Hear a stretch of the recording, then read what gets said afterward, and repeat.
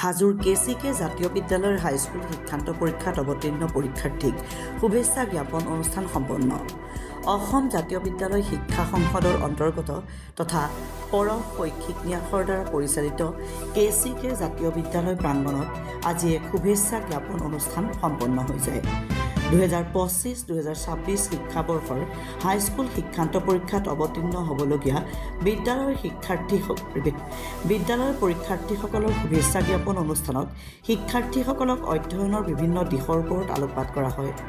অৱসৰপ্ৰাপ্ত শিক্ষক দেবেন কলিতাৰ সভাপতিত্বত অনুষ্ঠিত এই অনুষ্ঠানত কেচিকে জাতীয় বিদ্যালয়ৰ পৰিচালন সঞ্চালক পৰশমণি কলিতা, বিদ্যালয়খনৰ অধ্যক্ষা সীমা বৰুৱা, অৱসৰপ্ৰাপ্ত শিক্ষক ৰতন চন্দ্ৰ দাস, বিদ্যালয়খনৰ শিক্ষক দীপাংকৰ কলিতাই অংশগ্ৰহণ কৰি ছাত্ৰ ছাত্ৰীসকলক উদ্দেশ্য কৰি শৈক্ষিক দিশৰ ওপৰত গঠনমূলক বক্তব্য আগবঢ়ায়। এই অনুষ্ঠানত হাইস্কুল শিক্ষান্ত পৰীক্ষাৰ্থীসকলে শিক্ষাগুৰুক তামোল পাণৰ শৰাই আগবঢ়াই সেৱা আশীৰ্বাদ গ্ৰহণ কৰে। হাজোৰ পৰা কমলাকান্ত দাসৰ ৰিপৰ্ট, পত্ৰতৰা লাইভ। আগন্তুক 2026 শিক্ষাবৰ্ষৰ হাইস্কুল শিক্ষান্ত পৰীক্ষাত আমাৰ কেচিকে বিদ্যালয়ৰ পৰা যিকেইজন ছাত্ৰই পৰীক্ষাত অৱতীৰ্ণ হ'ব, তেওঁলোকে আমাৰ এই অঞ্চলৰ লগতে আমাৰ বিদ্যালয়ৰ এক সুনাম কঢ়িয়াই আনিব বুলি আমাৰ এটা বিশ্বাস আছে আৰু সেই কামনাৰে আমি তেওঁলোকক আজি হাইস্কুল শিক্ষান্ত পৰীক্ষাৰ বাবে শুভেচ্ছা জ্ঞাপন কৰিলোঁ। এইবাৰত আমাৰ কেৱল 6জন ছাত্ৰই আছে, তথাপি আৰু তেওঁলোকে এটা ভাল ফলাফল দি আমাৰ বিদ্যালয়খনক উপকৃত কৰিব বুলি ভাবিছোঁ। আৰু হয়, পোনপ্ৰথমতে আমি কেচিকে জাতীয় বিদ্যালয়ৰ তৰফৰ পৰা আপোনালোকক শুভেচ্ছা জনাইছোঁ। আৰু আজিৰ অনুষ্ঠানটো আছিল আমাৰ 10ম শ্ৰেণীৰ ছাত্ৰসকলৰ শুভেচ্ছা জ্ঞাপন অনুষ্ঠান।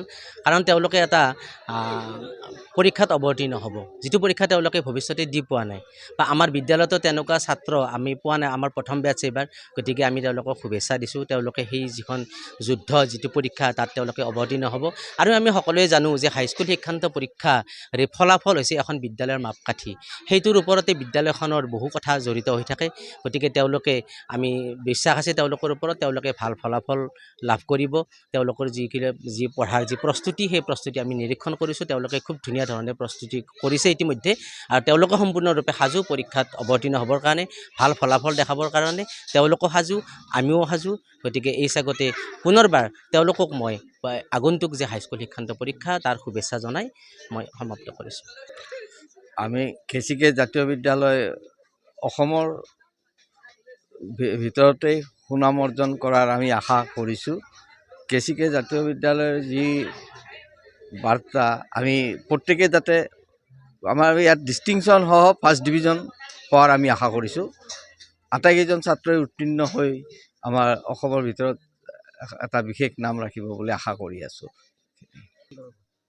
প্ৰস্তুতি সন্দৰ্ভত ক'বলৈ গ'লে শিক্ষক শিক্ষয়িত্ৰীসকলৰ যি সহায় সহযোগিতা, তাৰ লগত প্ৰস্তুতি খুবেই ভালদৰে চলি আছে। আৰু আশা কৰোঁ ছাৰ বাইদেউসকলৰ যি আশা আকাংক্ষা, কষ্ট, আশীৰ্বাদ, সেয়া কেতিয়াও বিফলে যাব নিদিব। প্ৰস্তুতি ভালদৰেই চলাই আছোঁ। ছাৰ বাইদেউসকলে যিমানখিনি কষ্ট কৰিছে, সেই কষ্টখিনি মই সফল কৰিবৰ বাবে এটা ভাল ৰিজাল্ট দিম বুলি প্ৰতিজ্ঞাবদ্ধ হৈছোঁ।